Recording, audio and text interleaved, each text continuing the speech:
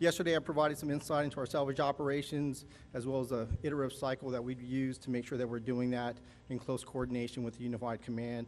Again, our process is committed to the dignified process for recovery of the remains for personnel and passengers of the flight. As part of today's operations, we did conduct some work stoppages associated with human remains.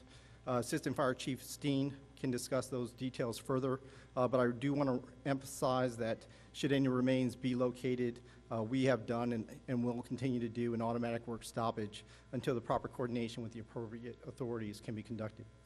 And today was a very successful day for the most part.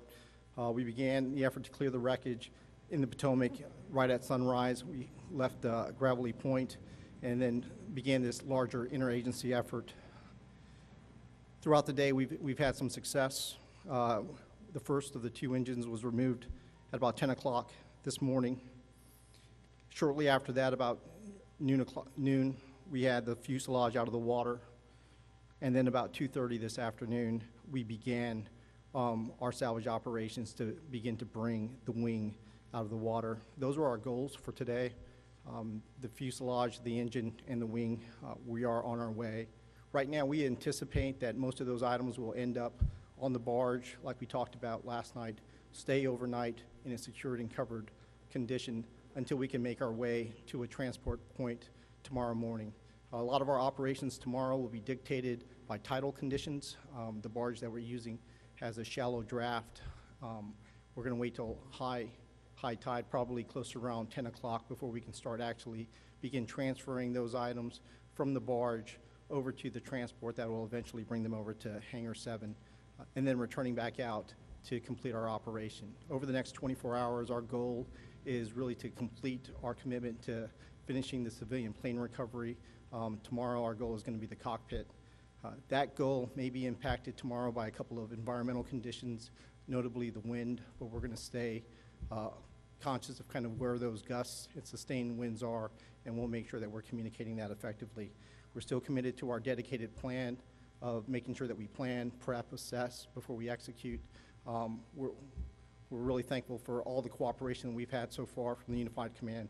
Thank you very much, and I'll be standing by for additional questions, and I'll be followed by Assistant Chief Steen. Good afternoon. I'm Assistant Fire Chief Gary Steen. I would like to thank the U.S. Army Corps of Engineers, Colonel Para, and all of our other partners that have been out through this process. We'd like to now provide an update on the recovery of operations. Throughout the day, our police and fire crews, along with regional partners, have been working closely with the U.S. Army Corps of Engineers on recovery and salvage operations. As of this update, we have positively identified 55 sets of remains. During recovery and salvage operations today, additional human remains were located. These remains, as well as remains that have been recovered previously, are in the process of being positively identified by the Office of the Chief Medical Examiner of the District of Columbia. All of those involved with these efforts continue to work diligently at several sites. At this point, we will now take questions.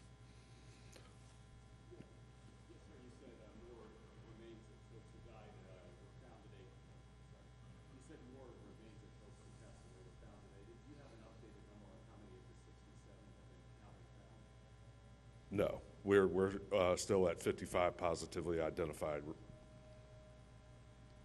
Yes, sir. Hi there. Question for Colonel Ott, if I may, sir. We talked yesterday, you said these were experienced pilots, they knew this airspace. Is there any reason why Army helicopters would be flying above that 200-foot line as it appears in this case? Yeah, so I think it's important for us to not speculate, because there are all kinds of reasons that you could deviate from an altitude. You know, something as simple as a flock of birds is in front of you, or you may deviate if you see something that's an obstacle or other threat to your flight. And so I would wait and caution everybody, let's just wait until the NTSB investigation. I know we all want answers. We want to know also. But all that should come out, and we should have a better picture once the cockpit data recorders and that are analyzed. Yep. Skylar Henry, CBS News. I know you were talking about the timeline for the salvage operation. Are you still on track with that, given the success today? I know you said that there could potentially be some challenges tomorrow. Could that delay things, or? Yeah, so the question's about whether or not we're concerned about the timeline being delayed for our salvage operations. We do believe that we're on track. I think we were very successful today. Every day we set a goal for what we're trying to accomplish. Our goal for today was to get to the engine, the fuselage, and the wing, and we're going to be successful by the end of the day. Our goal for tomorrow, based on the reduced timeline and the environmental conditions, is the cockpit, and we equally think we're going to be successful. Yes, sir. Chief Tom Costello with NBC News. Could you talk about the emotional toll that this must take on these divers who are in the water and trying to recover the remains of these victims, and do it, as you've said over and over again, in a dignified manner? But presumably you're dealing with children and parents and families. I'm just wondering what this does to the divers who are in the water. So the question was about the emotional toll that this takes on the divers and first responders, and even on all of our other partners, right? So this is tragic, right? And we've had peer support in place since the first hours of the incident to help provide that additional help that they need. And we will continue with that throughout the rest of their careers if necessary to provide them that support. But I mean, it is tragic, and everything imaginable that you can think of, right? That is what they're dealing with day in and day out. And we're going to continue to provide support to them.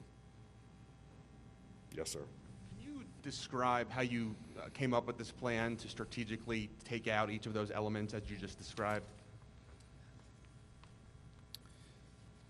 Yeah, so the process that we do, and this is typical for most salvage operations, is to ensure that you understand the environment. So there is a series of iterative events that kind of inform the dive and salvage process. First, like we said, is a wide area scan that gets us down to a localized area. Once we get to that localized area and we're at the wreckage, there's a dive survey that really kind of informs the conditions at that point, and we have to understand the structure to inform the next part, which is the salvage plan. The salvage plan is really the execution of kind of how we're going to lift that day. Now, the only change to any of that is the process that we're doing that addresses the human remains that we talked about before. And we've worked that in painstaking detail with the entire interagency, and as well as all of our partners within the Unified Command. And we think we've got a great, solid plan that we've executed on a number of occasions now successfully as far as a dignified recovery of those remains. Yes, ma'am. Yes, in previous briefings it was said that in order to recover the rest of the victims, it would require the removal of the wreckage. Is it still believed that the remaining remains, the remaining bodies, are within the wreckage at this point? I believe that is accurate, yes. Yes, ma'am, right here.